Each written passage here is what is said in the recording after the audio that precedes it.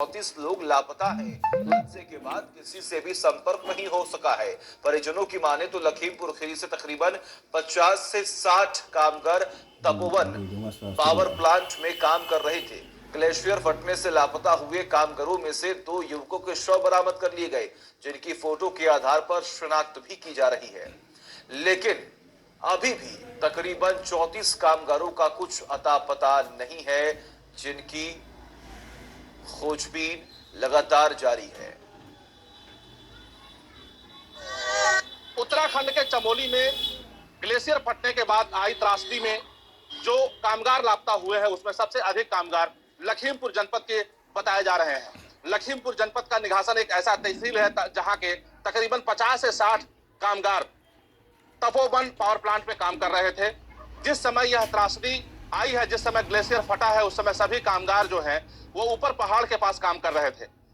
सबसे बड़ी बात यह बताई जा रही है कि जो कामगार लापता हुए हैं उसमें से तकरीबन अभी भी आज के बात करें तो तकरीबन 34 ऐसे कामगार हैं जो अभी भी उनका परिवारों से संपर्क नहीं हो सका है। लगातार लखीमपुर के जिलाधिकारी शैलेंद्र कुमार सिंह उन कामगारों से संपर्क करने में लगे हुए हैं, उत्तराखंड की सरकार से संपर्क करने में लगे हुए हैं, वहां के जिलाधिकारी से संपर्क करने में लगे हुए हैं। और सबसे बड़ी बात यह है कि जो कामगार लापता है उनके परिवारों में जाकर के उनको ढाढ़स भी बधा रहे हैं, उनको सांत्वना भी दे रहे हैं। लेकिन देखना यह होगा कि वो कामगार कब तक मिल पाते हैं, क्योंकि बताया जा रहा है कि अभी भी रेस्क्यू टीम वहां पर लोगों को तलाश रही है, लोगों को रेस्क्यू कर रही है, कामगारों को रेस्क्यू कर रही है। लिहाजा अभी हमें इंतजार करना होगा। लेकिन जो व्याकुल परिवार है, जो शोकाकुल परिवार है, वो बेहद परेशान है। उनको इंतजार है कि उनके परिवार के लोग कब उनके पास आएंगे और उनसे मुलाकात होगी। Sanjay Mishra, India news, Lakhimpur. तो ये त्रासदी झेलने के बाद किस तरीके से जो स्थानीय लोग थे उनकी मुश्किलें बढ़ी हैं। लेकिन इस बीच में आपको ये भी जानकारी दें कि मुख्यमंत्री खुद वहां पर पहुंचे थे और उन्होंने हवाई सर्वेक्षण के दौरान तमाम लोगों से बातचीत भी की। हमारे साथ विजय मिश्रा लखनऊ से हमारे सहयोगी जुड़े हुए हैं, तो वही दूसरी ओर श्रावस्ती से हमारे सहयोगी मिथिलेश पाठक भी जुड़े हुए हैं। सबसे पहले रुक करेंगे विजय, फिलहाल अगर हम बात करें तो क्या कुछ अपडेट है इस पूरे मामले को लेकर? क्या जो लगातार रेस्क्यू चल रहा है, क्या वो संतोषजनक है? कितने लोगों को बचा लिया गया, कितने लोग अभी भी फंसे हुए हैं और कितने लोगों की मृत्यु हो चुकी है?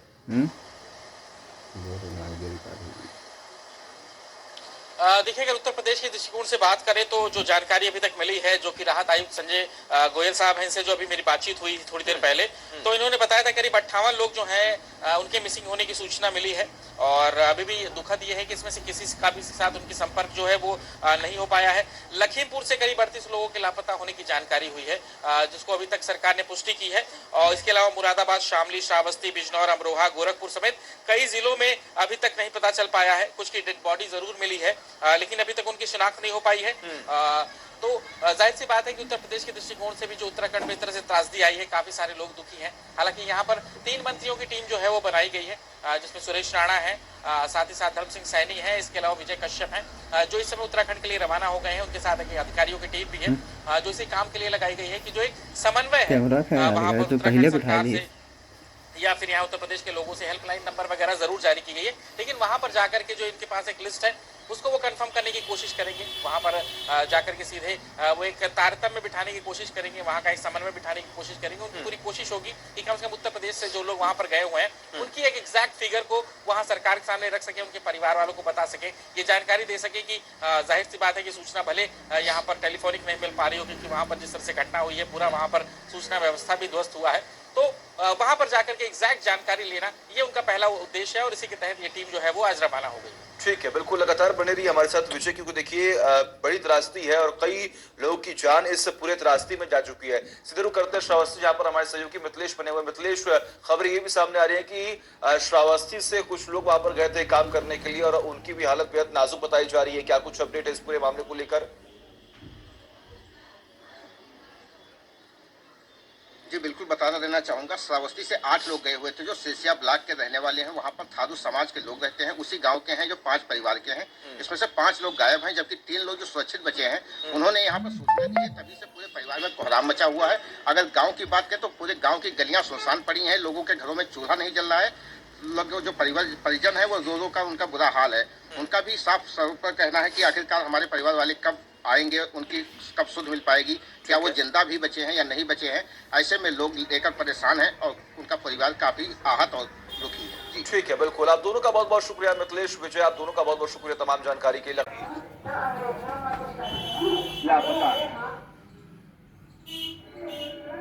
और ऐसे में अब लगातार उनकी खोजबीन जारी है।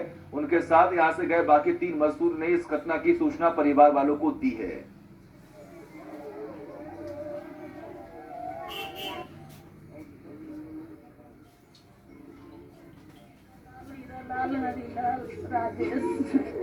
अच्छा, तो कोई खबर नहीं आई अभी तक आपकी, मिले कि नहीं मिले?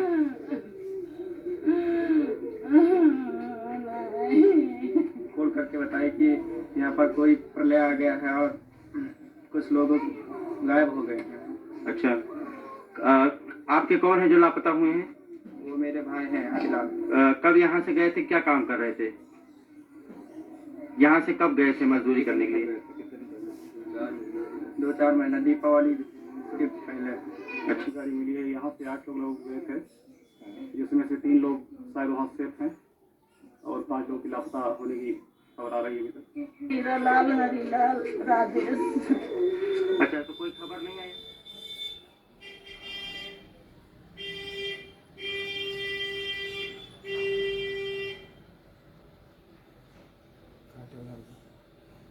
चमोली में जो ग्लेशियर फटा है वहाँ पे कई मजदूर गायब हैं। लगभग 150 से ज्यादा मजदूरों के गायब होने की सूचना मिल रही है। इसमें श्रावस्ती के भी 5 से 7 मजदूर बताए जा रहे हैं, जिसमें यहाँ से 8 लोग इस गांव से गए हुए थे। जो सेसिया थाना क्षेत्र के थारू बाहुल गांव है, यहाँ के लोग हैं। वो 7-8 लोग वहाँ मजदूरी करने गए हुए थे। उनके कुछ साथी बचे हैं जिन्होंने यहाँ गाँव में सूचना दी है कि उनके 5 साथी गायब हैं। ऐसे में इस पूरे गाँव में कोहराम मचा हुआ है। चारों तरफ गलियां सुनसान पड़ी हुई हैं और लोग परेशान हैं। उनके परिजन के कुछ लोग हमारे साथ हैं, उनसे बात करना चाहते हैं कि आखिरकार कैसे इनको जानकारी हुई है और क्या मामला था, कैसे इनको, कब इनका भाई गया हुआ था। पैसा आपका क्या नाम है? विजय। आपका भाई गायब हुआ है, क्या मामला था? सर, वहाँ काम करने गए थे। कहाँ? तपोवन। वहीं से कल फोन आया लगभग 10-11 बजे, ये आपके भाई जहाँ हैं वहीं से बांध टूटा और वहीं पे काम कर रहे थे और गायब हो गए। 3 आदमी बचे हुए हैं, उन्हीं से बात हुआ है। उन लोगों ने फोन करके बताया। हाँ। आपके यहाँ से कितने लोग गए हुए थे, कितने लोग गायब हैं? पीछे पीछे पीछे मुड़ जाओ, पीछे मुड़ जाओ। पहुँचे हैं 7-8 आदमी। 8 आदमी। कितने गायब हैं? 5 गायब हैं और 3 बचे हुए हैं। ये इनसे पूछो। यहाँ पे और माता जी हैं, इस गांव के ही हैं। माता जी, आपके गांव में क्या रोना पिंडा मचा हुआ, क्या मामला है?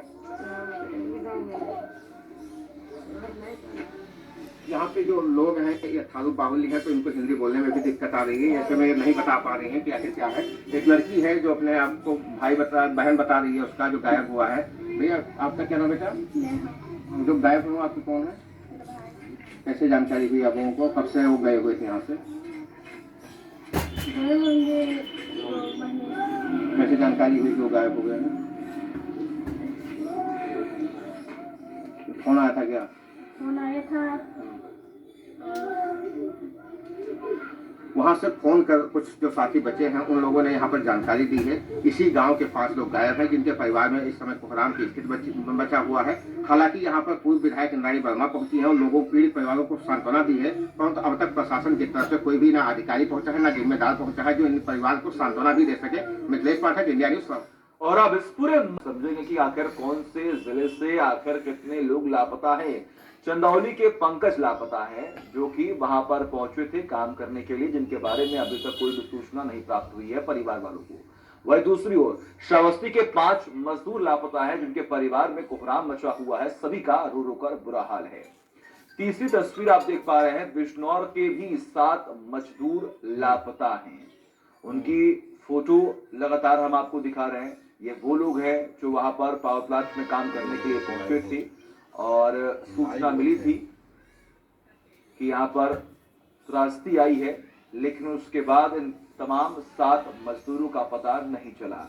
और वही चौथी तस्वीर आप देखिए, सहारनपुर के 3 लोग लापता हैं। उनके भी परिवार में कोहराम मचा हुआ है, कोई संपर्क नहीं हो पा रहा है, परिवार से मुलाकात नहीं हो पाई है, बातचीत नहीं हो पा रही है जो लोग वहां पर गए थे काम करने के लिए। और वही 5वीं तस्वीर हम आपको दिखा रहे हैं, लखीमपुर खीरी के 34 लोग लापता हैं। जी हाँ, सबसे अधिक जो लोग काम करने के लिए गए थे उस पावर प्लांट में वो थे लखीमपुर खीरी से लोग गए थे और उनके बारे में भी कोई भी सूचना नहीं मिल पा रही है। हालांकि मौत के आंकड़ों की अगर हम बात करें तो फिलहाल 29 लोगों की मौत हो चुकी है इस पूरी त्रासदी में।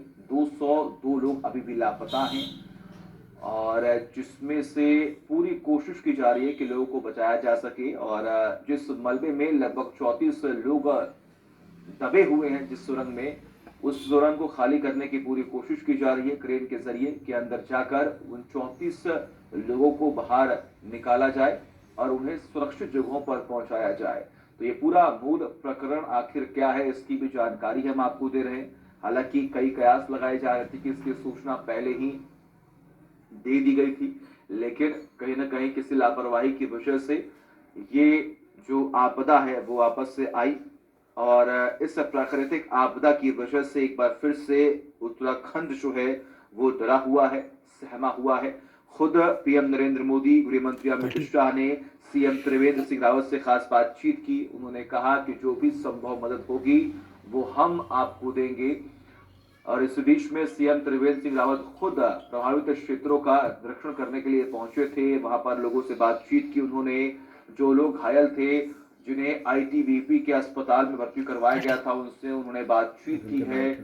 तमाम डॉक्टर्स जिन्हें वहां पर तैनात किया गया है उनसे भी बातचीत यहाँ पर कर दी गई है। तो पूरी कोशिश की जा रही है और सरकार की तरफ से पुख्ता इंतजाम करने की भी पूरी कोशिश की जा रही है। हालांकि खुद सीएम ने कहा है कि राशन भंडारण की कोई भी कमी वहां पर नहीं देखी जा रही है। उत्तराखंड के जोशीमठ में ग्लेशियर